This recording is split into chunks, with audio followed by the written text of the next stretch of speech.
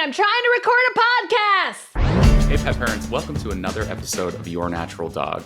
Today's guest is award-winning public speaker and New York Times bestselling author, Dr. Sarah Ballantyne. Dr. Sarah is also the author of the new book, Nutrivore, which explores all the different ways that real foods and real nutrients that come in their natural form are much better than the synthetic forms. We talk about synthetic vitamins and ways to supplement your pets and keeping whole food sources as the primary way to do that. We also put in there some of our own personal questions about different supplements that are buzzy on the market right now. So enjoy this conversation. I hope you get a lot out of it. This is Blanche, and she's the most noodleish dog you've ever met in your entire life. She's just the most loved dog you've ever met, but if you leave her alone, it becomes a total opposite thing. Blanche has severe separation anxiety to the point where she will scratch doors down to the wood, bark all night, cry if you leave her for 5 minutes. I tried the collars, I tried the sprays, I tried thunder blankets. The only thing that's ever worked was CBD, and that's why I got started in this business. Our calm tincture is 550 milligrams of full spectrum CBD and lavender. It's the perfect remedy for separation anxiety, stress, or fear. I love my dog, and I hated knowing that she was home freaking out. So I wanted to find an all-natural way to do it. No doggy Prozac, all natural. And once I found CBD, there's no other option.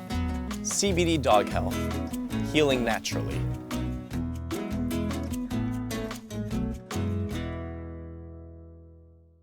We're back with Dr. Sarah Ballantyne. And so this is how I discovered you. I think I found you on social media, and the first thing that attracted me was the name of your book, your website. And I was like, yes, not an omnivore, not a carnivore, but a Nutrivore. That spoke to me. Love that you came up with that. And I knew exactly what you were going to tell us. I knew that you were going to tell us that it's these nutrients that we need to get into our body. And so that's what brought me to it. And then I fell in love with everything I saw and read. And this is literally what we talk about in the pet health space and food and supplements all the time. So I wanted to bring you on to talk about this. And my number one question, so thank you for being here, but my number one question is, and what I'm always trying to say to people, the difference between a synthetic and a real source of that vitamin, mineral, plant medicine, mushroom medicine. What is, the difference? So sometimes they're chemically identical and sometimes they're not. The bigger difference outside of like the chemical structure of the nutrient is the packaging.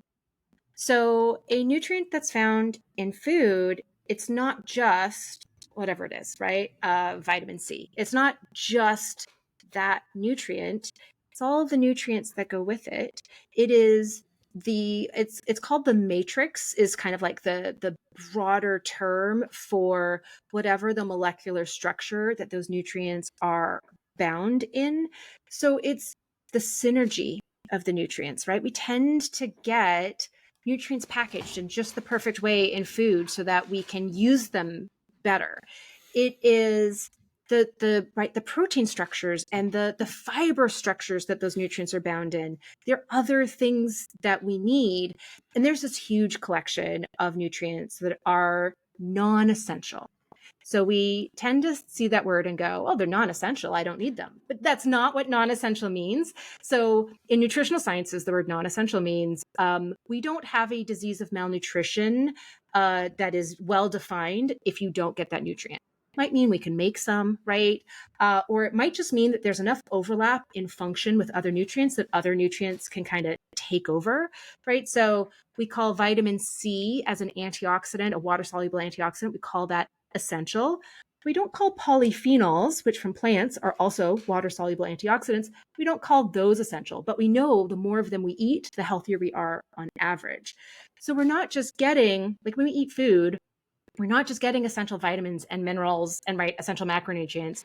We're getting this whole symphony of supporting actors of non-essential nutrients, vitamin-like compounds, right? They're not They're not essential, so we don't give them a vitamin like number and letter, but they're still crazy important. And we're getting all of these things from food that we can't fortify, right? We can't add all like this incredible collection of 6,000 different polyphenols. We can't formulate those into a supplement, right? We don't have the knowledge of how they're all working together. We just know from this huge wealth of scientific evidence that when we get those nutrients from foods, we see that improve long-term health outcomes. And when we get them from supplements, we don't. My mind is blown. Thank you. Because literally what you're saying is everything that we say at what we do is cannabis and mushroom medicine. And all we do is not mess with what Mother Nature has created. And we extract the full spectrum of all of the cannabinoids, terpenes, flavonoids, proteins, all of that gets extracted. So you have a full spectrum, meaning you can't isolate CBD. It's not going to do the same thing. So you're literally saying the same thing about our food. It's so interesting to see how it's all the same. Stop messing with what Mother Nature has created for us. It has if we grow it right in its native environment where it's supposed to be grown, and it gets the sunshine and the fresh water that it needs, it's going to give us everything that we need. I love it. It all's the same. Everything's the same. I love it. Don't mess with Mother Nature.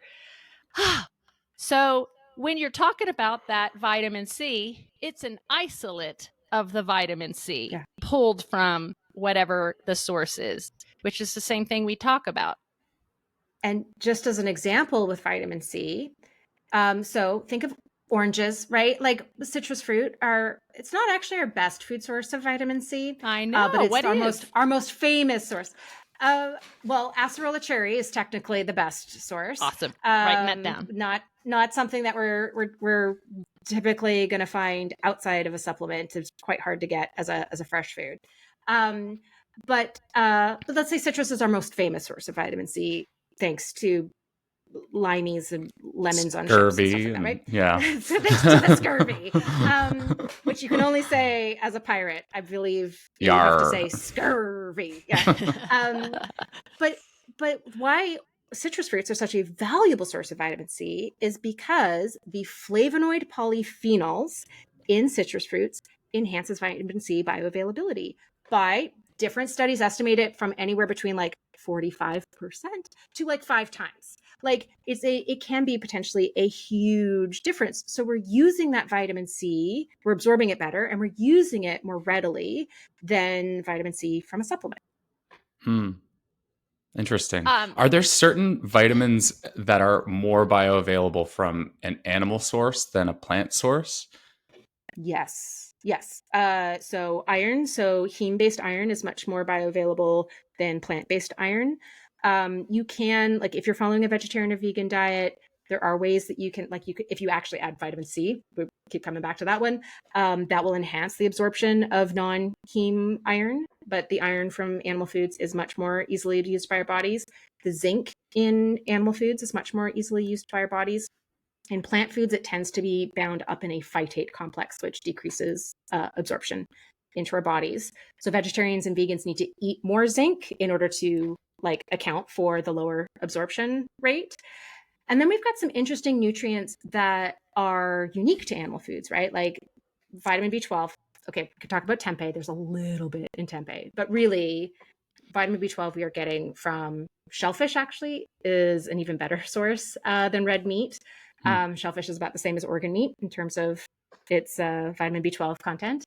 So vitamin B12 is an animal food specific nutrient. And then we have a lot of really interesting non-proteinogenic amino acids and peptides. So these are amino acids or like small collections of amino acids that, and actually some vitamin-like compounds too, that are found in muscle. We have them in our muscle. We can make some, but we typically see benefits from consuming them. So this is things like creatine, which of course like bodybuilders take as a supplement, carnitine and carnosine, taurine, which is often put in energy drinks because it wakes you up and improves brain cognitive abilities temporarily. Sadly, it's not like a one just going to take it and think better for the rest of my life. But like, yeah, so these are also compounds that are typically like found in much higher concentrations in animal foods than they are in plant foods. So there are a collection of nutrients that are either more bioavailable or like special in animal foods. We can get them from seafood. So like people who don't want to eat meat, like a pescatarian diet would also supply those nutrients. But it's why when I talk about Nutrivore, as this very like big picture goal of getting all of the nutrients our bodies need from the foods we eat, it's not a diet itself, right? It's just the dietary philosophy to achieve that goal, and the nutritional sciences education to know what foods to pick.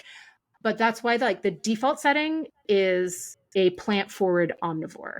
So that is like the starting place. Like someone could definitely be a Nutrivore vegetarian or a Nutrivore vegan.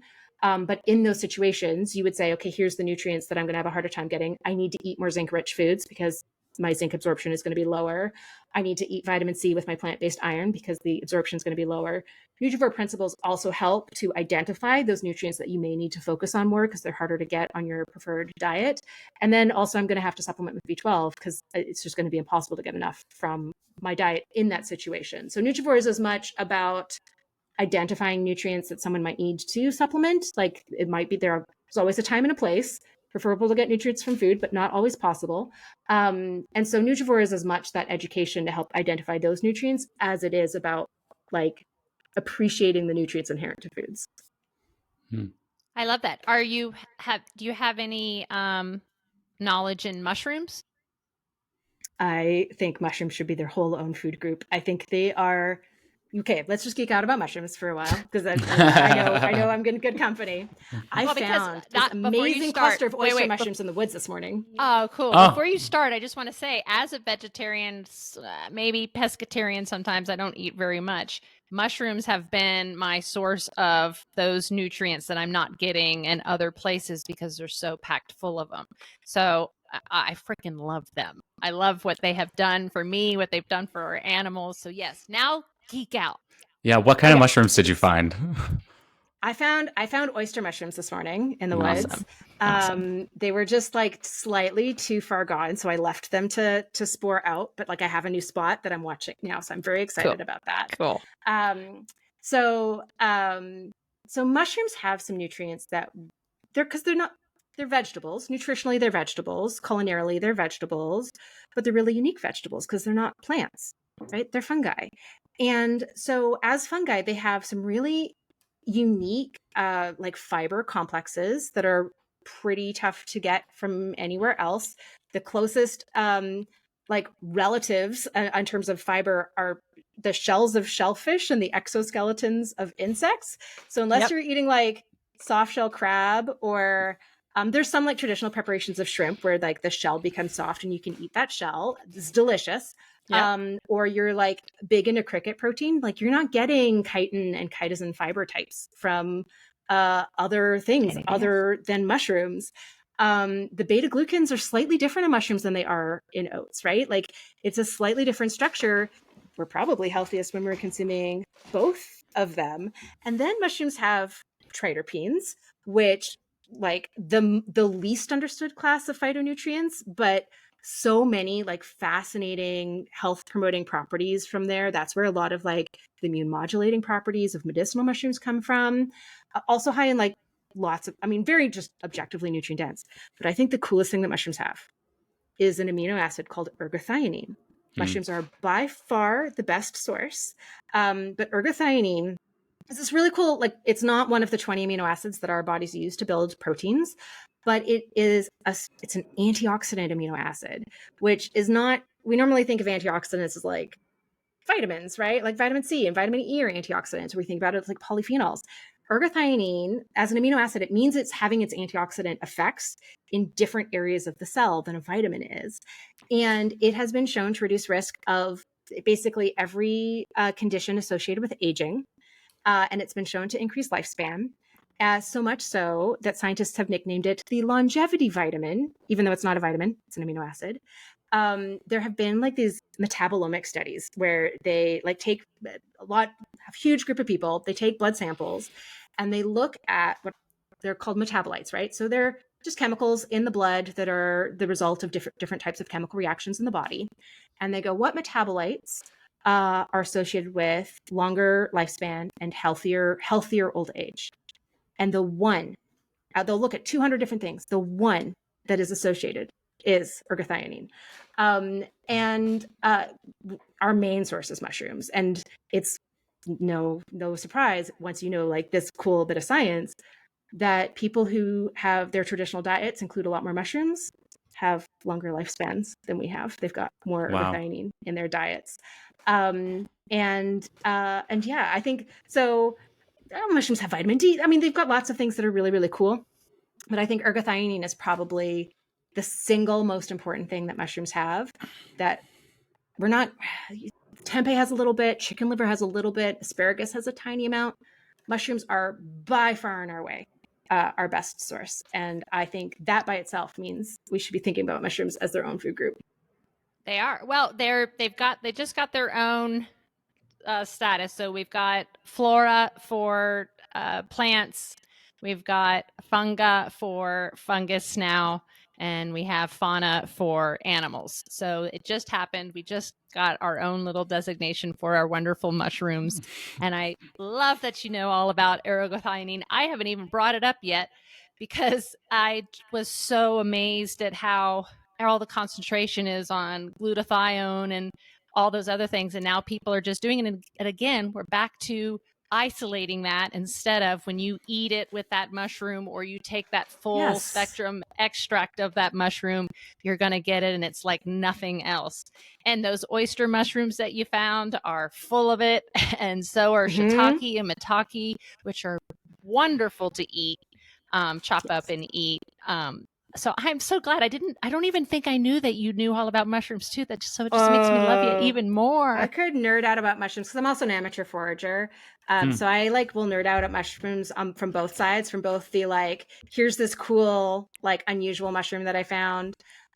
Also, but here's all the nutrients that mushrooms have. Here's how to increase the vitamin D in mushrooms. Yes, again. Oh, tell us about that because I don't think a lot of people know about that. Vitamin D enhanced mushrooms is such a cool thing. And you can do this with any variety of mushroom, from the store. So when you forage mushrooms, they tend to have a lot of vitamin D. It will depend on exactly how much sunlight is getting through the canopy, what time of year, what type of mushroom. So highly variable. I can't put a number to how much vitamin D your mushroom has. Just that if you're foraging them and they're grown outside, they're going to have a lot more than the ones that are grown in the dark, especially white mushrooms. Right. So white mushrooms, brown mushrooms, and portobello mushrooms are all the same species of mushroom, Agaricus bispora. And they're just grown under different light conditions. And the white mushrooms are grown completely in the dark. So they have no vitamin D because mushrooms like us make vitamin D in response to UV radiation from the sun. Very, very similar processes. But what you can do, whatever kind of mushrooms you like, bring them home, slice them so you're increasing the surface area, lay them out on a baking sheet or something, and put them out in the sun for 30 to 45 minutes. 30 if it's a sunny day, 45 minutes if it's kind of a cloudy day. And that can make the vitamin D content of those mushrooms equivalent to a high dose vitamin D supplement. It can dramatically cause vitamin D formation. And it's cool because that's a living biological process. It won't do that after the mushrooms are cooked. It'll only do that while it's raw. But that is a biological process because fungi are so cool that even the fruiting bodies of fungi are still kind of alive when you buy them, right? That they can make this vitamin D. It's vitamin D2 rather than vitamin D3. So we make vitamin D3 in our skin. The mushrooms will make vitamin D2. Both of those, whether it's the vitamin D we made or the vitamin D the mushrooms made, still have to undergo a couple conversion steps, first in our liver and then in our kidneys before it's turned into the active form. And we can use vitamin D2 from mushrooms pretty much identically to vitamin D3. Studies that have compared them head to head, especially mushroom D2 versus a D3 supplement, show they're equal in their ability to raise our vitamin D levels in our body. Amazing. And most people and dogs are deficient in vitamin D, and dogs do not get vitamin D from the sun. So feeding them these mushrooms is probably one of the best ways you can get more healthy, pure vitamin D in them without giving them Oh, so many supplements. Do you know what? My So I my make, my dog is my foraging helper. oh, Just I as a love it. fun aside, she figured out completely by just watching me and how excited I was getting finding chanterelles. So she's like my like chanterelle hunter, but that you Oh, have to pay the chanterelle tax.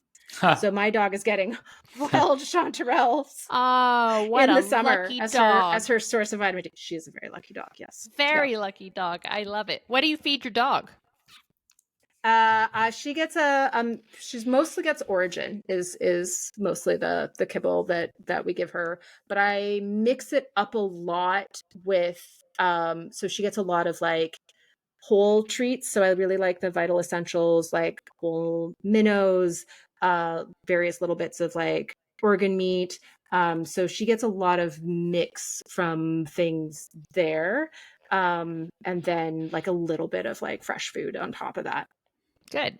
Awesome. Because real food is real food and real food. That's like literally what Yeah. we teach. And it's so funny because people are like, well, where's the research? And you're like, really? We don't need research to prove that real food is what we need. You know, Yeah. we need unprocessed or ultra processed food to get the nutrients that we need. Can a synthetic vitamin or mineral be dangerous Um, because it's an isolate? yes.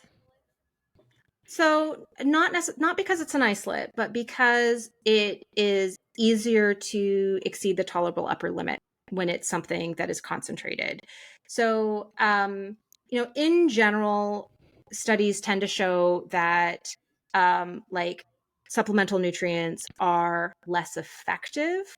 But they typically don't show, with the exception of like calcium in humans, excess calcium from supplementation increases risk of kidney stones, and there is a slight increase in cancer mortality. More research needed to understand if there's a causal relationship there. There's sometimes in these associative studies, you're really measuring something else, right? So you think you're measuring calcium from supplementation, but you're actually showing that people who take calcium supplements have been told by their doctor to do that because they have some kind of underlying health condition, right? So you're actually measuring, like people who have osteoporosis, maybe, right? Like you might not necessarily be measuring what you think you're measuring. So more studies needed to know if that's causal or if it's associative, right? So generally, studies don't show harm from taking multivitamins or from like fortified foods from these like synthetic forms of nutrients. But the challenge is most nutrients, not all of them. Some of them we can just process really, like B vitamins. If we get a lot, we just pee it out. It's fine. So there's some nutrients we don't need to worry about getting too much, but there's a lot, like all of the water soluble vitamins, other than vitamin K, have what's called a tolerable upper limit. A lot of minerals have a tolerable upper limit. And this is typically set at a level that is below the chronic toxicity dose with a bit of a safety factor applied. But with all nutrients, you can get too much. So you can actually eat too much liver and get hypervitaminosis A, so too much vitamin A toxicity. So with all nutrients, almost all nutrients, there is a too much level where we're no longer in that happy medium range that our body wants, and we can't process the extra. And depending on what that nutrient is, it can cause different symptoms. So most minerals have this like tolerable upper limit set. There's chronic toxicity levels like above that. And it's hard for most nutrients to hit that tolerable upper limit from food. I gave you one exception, right? But too much vitamin A from liver. You can also get too much copper from liver. But You're that's going to hit too much because vitamin. isn't liver the only organ that literally is storing some of these Yes. minerals? So that's why it becomes a problem. I'm a big fan of liver as a food.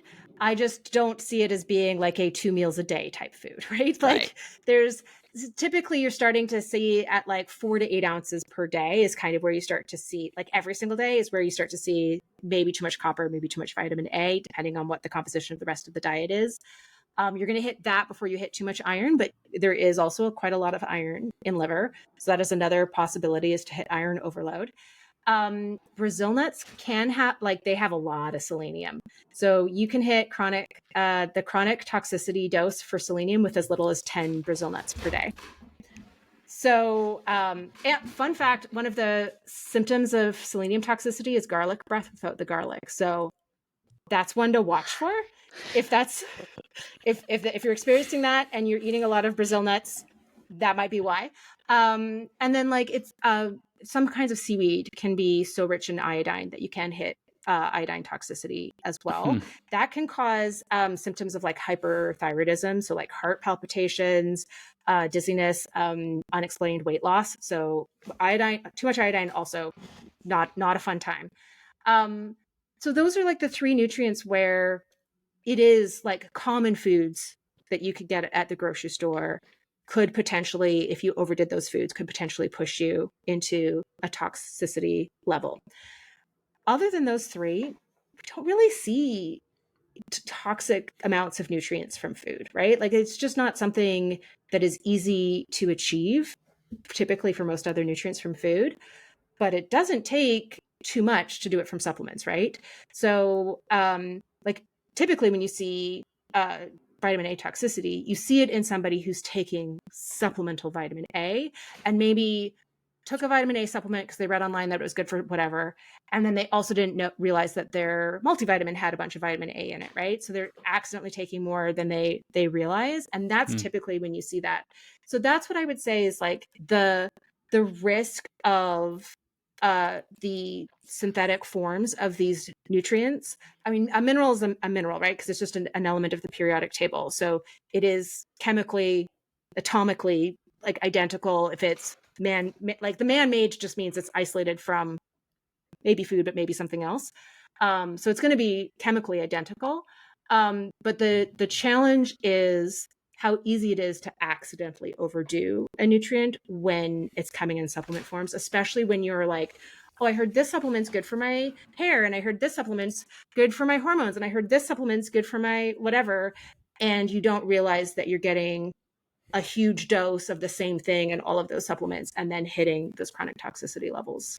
Well, that's amazing. It's a problem that happens with dog food all the time because AFCO, who oversees the standards and requires these standards to have a complete and balanced diet, and they have no idea what's already in the food, and a lot of them will take just a supplement packet. They buy it that has all the nutrients, and they just dump that all in.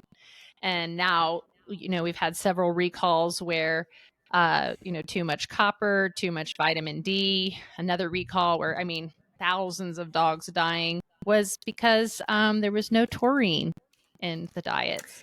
That was such a huge point because I chose a grain-free food for my dog. One that had nothing to do with that. One that has a lot of natural sources of taurine because it's got a lot of organ meat in it. But that was like a major point of conversation with my vet initially when I was like, I've done a lot of research and this is, the food, the convenient food that I want to have around. And that was the conversation. It was like, well, where's the taurine? I'm like, well, look at the liver and the heart and the, like all of these other ingredients. But you would need, if you then added taurine to that food, it would be way too much taurine. Right. So it's crazy. It's nuts how the misinformation gets out because it is being controlled by someone who's massively producing a ultra processed food and just following the instructions and has no nutrition, knowledge or education. So it's crazy how, what they do with dogs and even with us, where I have a friend of mine who's in her 60s and literally is taking 25 different supplements a day. And I'm just like, I immediately look at that and go, I don't even know how to pick a good supplement. So I'm going to ask you that question. How do you know they're all good and what they're supposed to be? And then how do you know how they're all interacting with each other? Yes. What does that do to the liver? Like the liver and which ones are good and what it's processing and what it's storing and what it's trying to figure out what to do with. Like, I feel like it just would put your liver at overdrive and constantly working on that instead of detoxing and healing yourself. And or the kidneys. Like there's our entire detoxification system can be stressed. And it completely depends on what the nutrients are, like what's in those supplements, right? Could be totally fine. Could be a crazy mix that's not cool, right? I think my top level on something like that is, most of us take supplements because we read about it somewhere, right? An influencer was talking about it online, or we read it in a magazine, or we were Googling something and a supplement came up as a Google search result. Supplements are one of the things you tell your doctor about when you go in for your appointments. And you say, I'm eating this and this type diet. I'm doing this and this amount of exercise, and here are the supplements that I am taking. That's important information for your doctor to know. Some supplements will have interactions with prescription medications. And that's even true for some nutrients, right? There are some, like a really good example is a lot of blood thinners act by blocking vitamin K. If you eat a lot of vitamin K or you take a vitamin K supplement that blocks the activity of those blood thinners, that might be stopping a heart attack or a stroke for you, right? So that is a really easy one to understand. They're called vitamin K agonists, is the class of blood thinners. You want to be really consistent with your vitamin K intake to dial in the dose of that, prescription medication that you might need to stay alive and healthy. So just like, if you're going to take supplements, especially if you're self-diagnosing and taking them because someone told you how great they are online, make sure to mention it to your doctor, and your doctor will be able to say, I don't think you need that one. Or might be able to say, oh, if you're taking that, then we need to change this other thing. Or, But hang what if on, your I think that doctor sounds like way too much vitamin A. But what if your doctor knows nothing about diet and nutrition? Then a registered dietitian will. Awesome. Because that happens, of Yeah. course, all the time, is our veterinarians don't get very little or none Yeah. in that. So they depend on a bag of food to suggest or whatever. But when it comes to us, we have canine nutritionists and we have human nutritionists who can help Yep. you through anything and basically confirm what your doctor told you in case they just read something Oh, or for sure. got an opinion about something. I have had, in the doctors I've had in my life, I've had from like the one who was like super fascinated in nutrition and did all the extra courses and knows pretty much as much as a certified nutritionist or a registered dietitian, to the one who took 3 hours of nutrition 20 years ago and knows absolutely nothing and gave me the most useless nutrition advice I have ever heard, which was eat more flax seeds. That is not going to help me, but thanks. You're not my doctor anymore. That was the last time I saw that doctor. Wow. And we have to go through it. I mean, I remember when I had to deal with my own gut issues, which then led to my diagnosis of rheumatoid arthritis. I was going to that doctor for 2 years when I had those gut issues and went through every allergy test, everything all the way through to a colonoscopy. And all they said was, no rheumatoid factor. Nothing. Which is such a basic blood test. Yeah. Right. No, it wasn't until it popped up in my eye and then popped up in my other eye that I went and found out and finally got the diagnosis. But now I have fixed my gut and I take hemp and mushrooms and, try to eat a really good diet. And I have had no progression of my disease and barely get a flare up. I mean, I literally need to start. I thought I was getting one last night because I was so stressed out, but it's amazing. Isn't that the trick with autoimmune disease, is like you can do everything right, and then like the universe exerts stress, and you're like, here's all my symptoms. Thanks. Right. Yeah. So, what do you think, Carter? Hearing this as a younger person, what do you take supplements? I have been swayed by influencers and then swayed myself back when I realized that they're BS often. The one that comes to mind right now is the whole collagen thing. There's this like whole debate over how bioavailable is collagen for, to benefit your skin. Oh my God! Please tell me. Oh my God, tell me. Because everything is falling off of me. Literally, my whole face is sliding off my skull. What do I do? Okay, so you do something different. So, you get your estrogen levels tested and see if they're starting to drop off. They did, and then I fixed them. But so I will say, I still feel like the rate of sag is out of control. So before I answer the collagen question, just to talk about like the dump So I abruptly went into menopause at the beginning of the pandemic, which was extra fun being 15 Oh, years younger than my awesome. mother. That was not, it's terrible. It was so much. And all of the non-typical symptoms, right? Like I lost a ton of muscle mass. I started gaining weight. My face just went, I was like melting off of my body. So as much as I'd love to say like, collagen will help like for sure. Estrogen replacement therapy and exercise. Those are the two things that can help maintain and restore elasticity. Like going out and taking a walk or exercising my actual face? Because I mean, there's so much face yoga I've been doing. No, just a walk. I just mean a walk. I just. What if I walk and do the face yoga at the same time? As long as there's no little children present, I think it's fine. I don't know how. I have never looked at the science on face yoga, so I actually don't know if that is good or useless. But I do know there's some really interesting studies they've done in older adults where they've shown that the more physically active people are, it's actually like not just the top layers of their skin that is healthier. Their skin will be thicker. Like all of the structure of the lower layers are more like the structure of the lower layers of a younger person's skin. So activity can be really, really helpful for not looking our age. But estrogen just is my favorite thing to now have to take. And what about Carter? He needs to take more estrogen Carter too? is definitely not. Carter's got a different set of circumstances. So taking that step back, collagen has been shown to improve skin elasticity. It has legit been shown to improve joint health in a variety of different situations. And it seems to be like partly like when you take collagen, your body's digesting it, right? And so you're getting the amino acids that you need to make collagen. You still have to make the collagen. Vitamin C is very important for making collagen. So you want to make sure you're also getting enough vitamin C.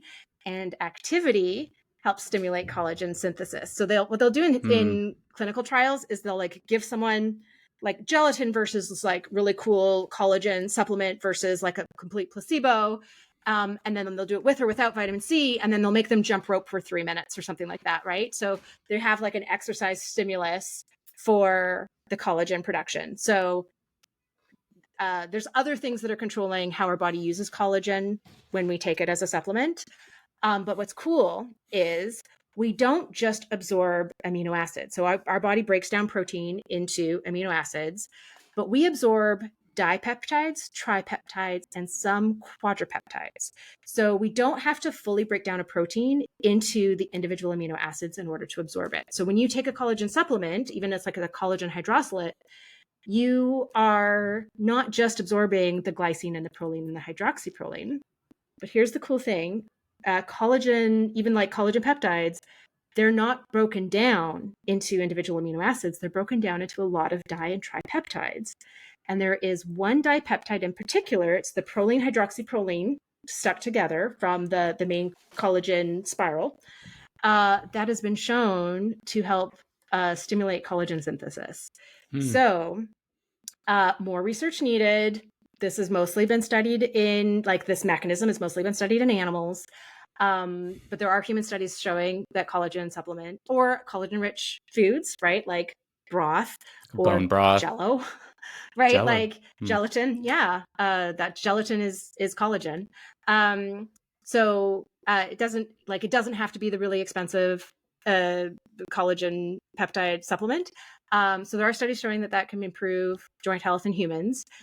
The reason, though, may not be the nutrient raw materials. The reason may be, more studies needed, this dipeptide of proline hydroxyproline that stimulates our collagen production. And that might be why some collagen peptides seem to work better than others, because they're all made with different enzymes to break them apart. And so if you're getting more proline hydroxyproline from one brand versus another brand, that's probably why that brand seems to have better benefits. But of course, That's all proprietary information we don't get from different brands. Could we just skip the whole like brand to brand issue by getting it from a natural source?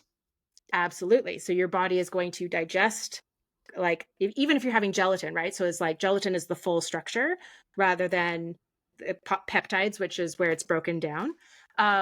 So even if you're having gelatin or you're having like collagen rich tissues, right? So chicken wings, right? Fish tends to be very high in collagen. Anything where you're eating the skin, anything where you're eating around a bone, especially when you're kind of eating that like the joint tissue in between a bone, like you do often, well, like I do with chicken wings. I realize not everyone does.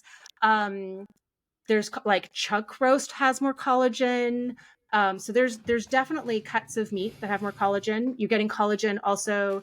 You're getting very similar amino acids from a lot of sea vegetables if you needed a vegetarian source.